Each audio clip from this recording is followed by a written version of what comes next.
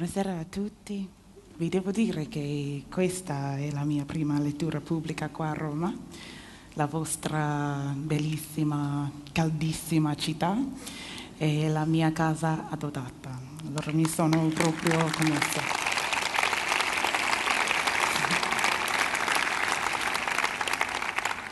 Allora, come tutti i miei lettori peggiori, comincio direttamente alla fine. Enter Uncle. He walks in behind you, saying nothing at all and not closing the door in the silvery dark. You turn around to face him full circle, explaining, I was fetching an album for Auntie. I'm sorry, your booba slides down.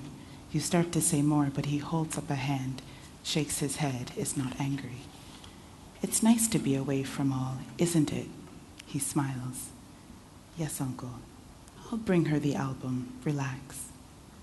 He joins you at the window, ever so slightly behind you, puts a hand on your shoulder, palm surprisingly cold.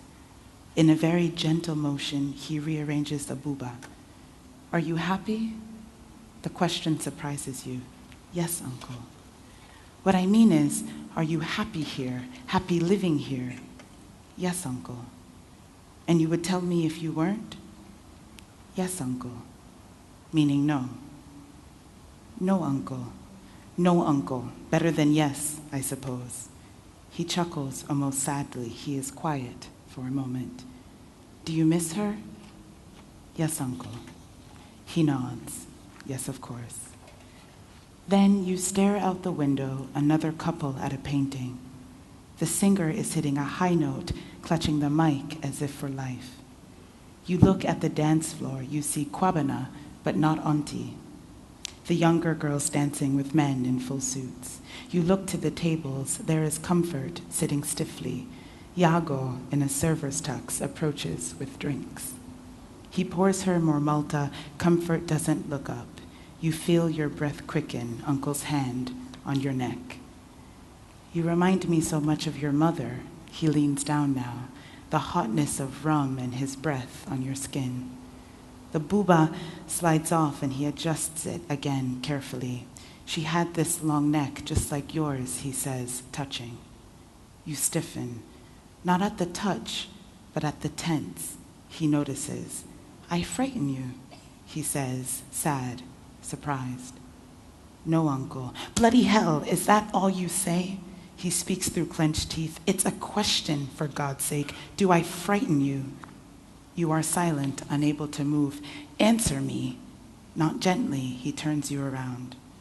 Unable to face him, you stare at your feet, sinking into the carpet, toes painted pink.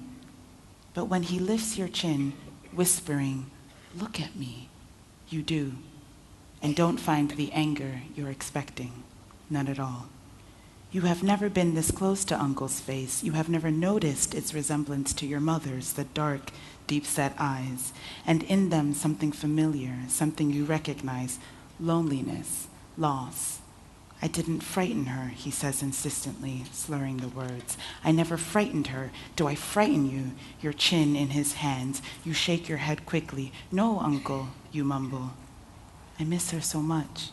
He cups a palm around your cheek. And when he leans down to kiss you, you know what he means. You feel his tears on your face, mixed with yours, warm, his cool. There is something sort of disgusting about the feel of his lips, as there must have been something disgusting to Auntie about Mahmoud's. But you bear it for those moments as an act of generosity or something like it, feeling for the first time at home in his house. Still, you can imagine how it must look from the doorway when you hear Auntie. How long does it take? Then sudden silence as she sees. Oh God, she splutters out in a horrified whisper, the only sound in the darkness. Oh God. Uncle pulls away from you and looks at his wife, Khadija, and there is Auntie in the doorway, how she falls. She leans against the doorframe, then slumps to the ground. She repeats the words, oh God. Close to hyperventilating, in tears. Uncle smooths his trousers with the palms of his hands. He touches your shoulder calmly before going to the door. Khadija, he says, kneeling, but she pushes him away. Don't touch me. How dare you? God damn you to hell.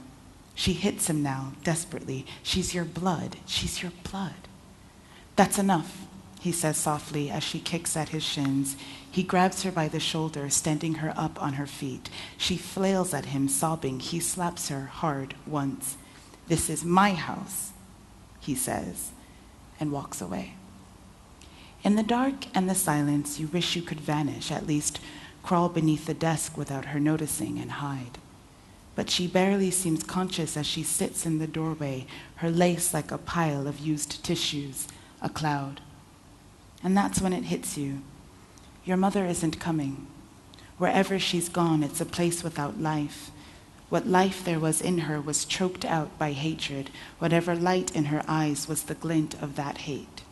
And whom did she hate so? Her brother? Her mother? Your father? It doesn't matter. They live. She is dead.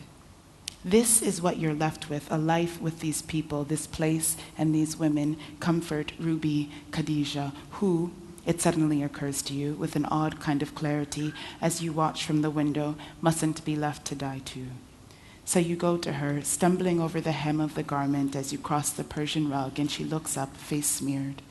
The kohl makeup runs down her cheeks like black tears. You sit down beside her, laying your head in her lap. Edem, she whispers faintly. Yes, Auntie. You start to cry. A familiar sound, peculiar, the sound of your name. You put your arms around her waist. It is softer than you imagined it. You hold her very tightly, and she holds you as if for life. You wish there were something you could say to comfort her. But what? In the peculiar hierarchy of African households, the only rung lower than motherless child is childless mother.